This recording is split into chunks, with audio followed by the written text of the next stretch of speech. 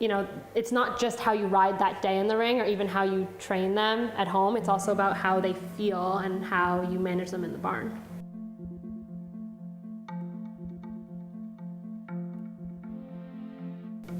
My advice would be to always put your horse first, and then to just try to learn from as many different people as you can, whether it's trainers, vets, farriers, any horse person. You can always learn something from someone. I think there's several aspects that go into having consistent success and performing well. I think first, your horses. You need to have good horses, and I'm very fortunate to have good horses. Second, you need to have a good team behind you and a good program.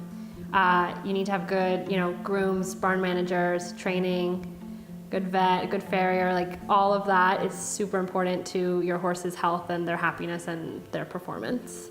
I also work really hard with my barn manager and my grooms to make sure that my program is really, really good for the horses, so that they're fit and they're well muscled, but that they're also feeling mentally fresh as well, that they're physically and mentally fresh when we go to the show.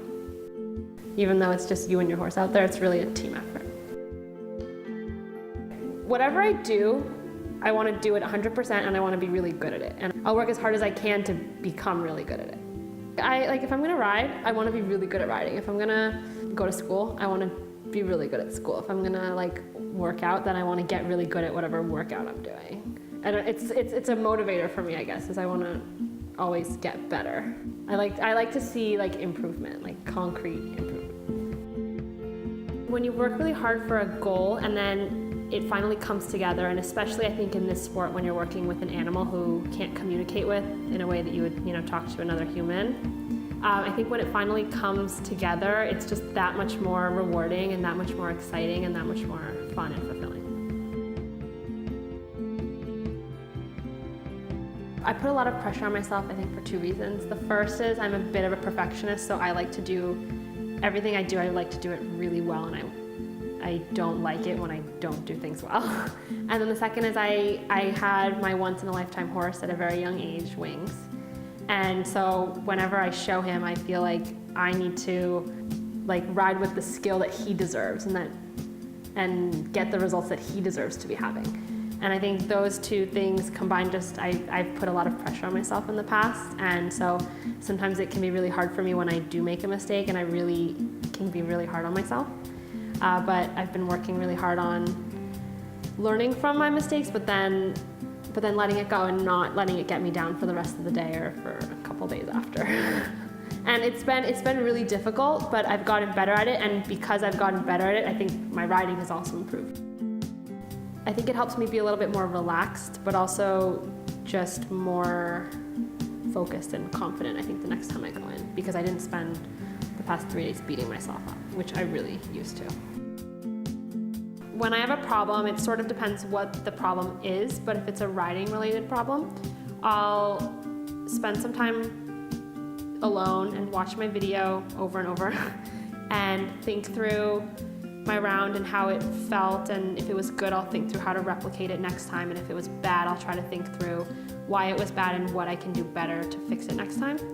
I'll also sit down with Rodrigo and go through the video and also just talk to him about what he thinks I should do better or what kind of tips he has for me to fix the problem.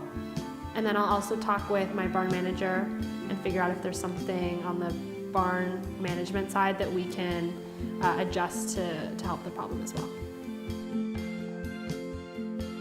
Since I started working out more, I think my body control has gotten a lot better, and I think I'm a lot tighter than I used to be, and I think that's so important when you're jumping, is to be with your horse and not inhibiting your horse or getting in your horse's way. And I think if you watch some of those top riders who, they look just very one with the horse almost, I was like, how do I get more like that? I want to be more like that. And I was like, I think if I get stronger, at least I'll have more body control and I'll be able to steady myself better.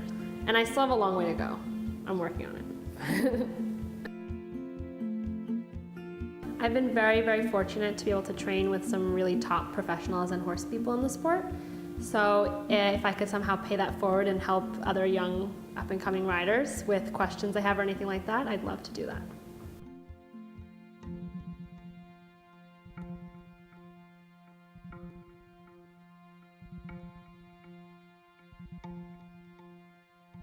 Like, okay, because a little while ago I like tried to become a runner. It didn't end up happening.